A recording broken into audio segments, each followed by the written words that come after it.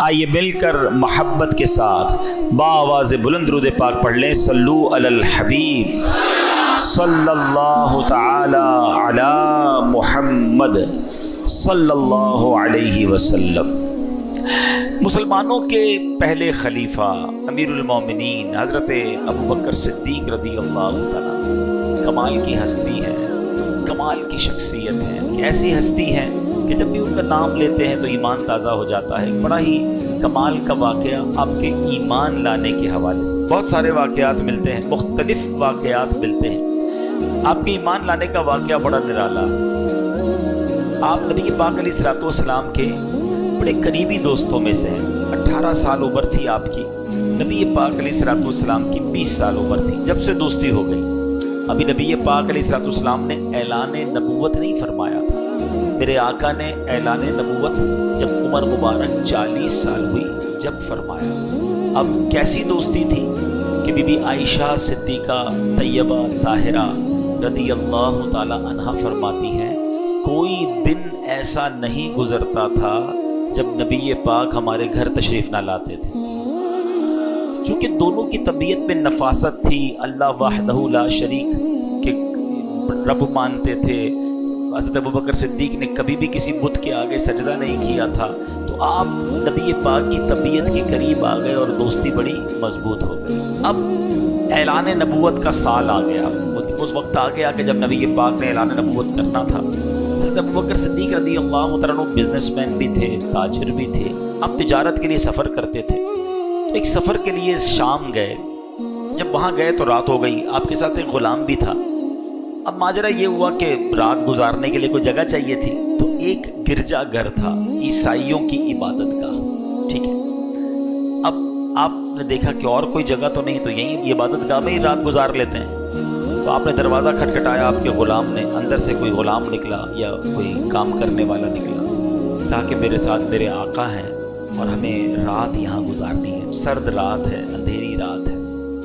اس نے کہا میں بتاتا ہوں۔ وہ بندہ اندر گیا، اور جو گرجا گھر میں بڑا پادری تھا، جس کو آپ کہیں کہ راہب تھا، اس نے اس سے پوچھا، تو اس نے بتایا کہ ہمارے گرجا گھر میں وہی رات گزار سکتا ہے جس نے کبھی کوئی گناہ نہ کیا ہو، کبھی کوئی اللہ کی نافرمانی نہ کی ہو۔ اس نے باہر آ کر بتایا کہ ہمارے راہب تو یہ کہتے ہیں۔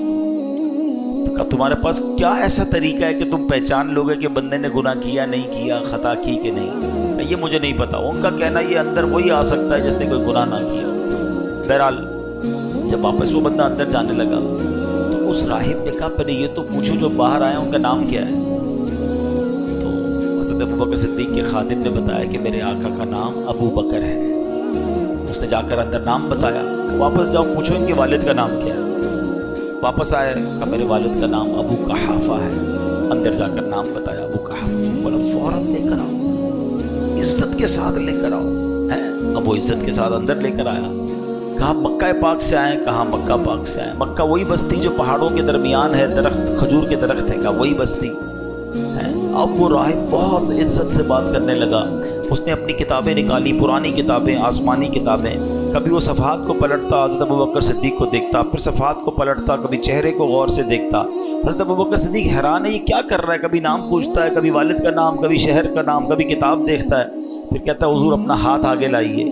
اس راہب نے آپ کے ہاتھ پر بوسہ دے دیا۔ آپ کہنے لگے تمہیں کیا ہو گیا، تم کیوں ایسا کر رہے ہو، کبھی کیا کہتے ہو، کبھی کیا کہتے ہو، اگر رکنے دینا ہے تو رکنے دو، جانے دو ہم کو، اتنی ساری باتیں ہیں۔ تو راہب کہتا ہے کہ آپ کو نہیں پتا آپ کے ساتھ کیا ہونے والا ہے۔ کچھ دنوں میں اللہ کے آخری نبی اعلان نبوت فرمائیں گے اور آپ ان پر ایمان بھی لائیں گے، آپ ان کے خلیفہ بھی بنیں گے، اور جب وہ دنیا سے پردہ فرما جائیں گے آپ امیر المومنین بھی بنیں گے۔ جب آپ کو اللہ پاک اتنی عزتیں دے تو مجھے دعاؤں میں مت بھولنا۔ حضرت ابوبکر صدیق حیران ہو گئی کہ کیسی باتیں کر رہا ہے، کیونکہ آپ کے لیے ساری باتیں نئی تھی۔ بہرحال رات گزری، حضرت ابوبکر صدیق کے ذہن میں یہ باتیں تو گھوم رہی تھی۔ اس کے بعد کچھ ہی دنوں کے بعد آپ واپس مکہ پاک گئے تو ابو جہل سے ملاقات ہو گئی۔ ابو جہل یاد رہے سخت نبی پاک کا دشمن تو تھا۔ ابو جہل سے جب ملاقات ہوئی تو ابو جہل کہتا ہے اے ابو بکر تمہیں پتہ ہے تم جس کے بڑے پکے دوست ہو وہ بڑی عجیب عجیب باتیں کرنے لگ گیا ہے۔ کیا باتیں کر رہے ہیں؟ वो उनके दोस्त थे नबी पाक के। कहा वो कहते मैं अल्लाह का आखिरी नबी हूँ, अल्लाह वहदहू ला शरीक की बातें करते हैं, बुतों के खिलाफ बात करते हैं। हज़रत अबू बकर सिद्दीक हैरान हो गए, तलाश करते करते नबी पाक के पास पहुंचे। जैसे ही प्यारे आका के पास पहुंचे नबी पाक मुस्कुरा रहे थे।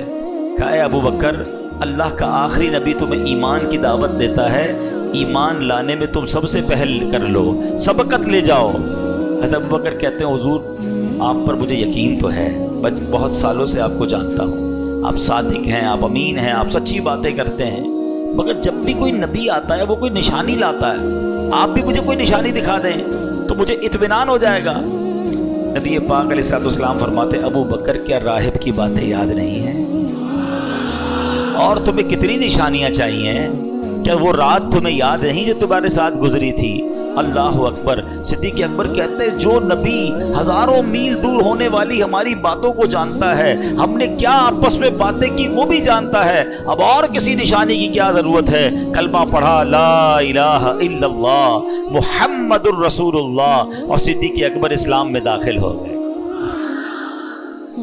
सबसे पहले ईमान लाने वाले कौन है? मर्दों में सबसे पहले ईमान लाने वाले हजरत अबू बकर सिद्दीक रज़ी अल्लाह ताला। औरतों में सबसे पहले ईमान लाने वाली कौन है? बीबी खदीजतुल कुबरा रज़ी अल्लाह ताला। बच्चों में सबसे पहले ईमान लाने वाले कौन है?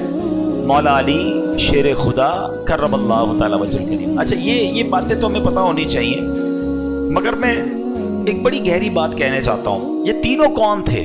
अगर गौर करें ना, पहले ईमान लाने वाला सबसे करीबी दोस्त, पहले ईमान लाने वाली आपकी ज़ौजा मोहतरमा, पहले ईमान लाने वाला बच्चा कौन? जो आपके घर में बड़ा हो रहा है। नबी पाक के सबसे करीबी लोग हैं।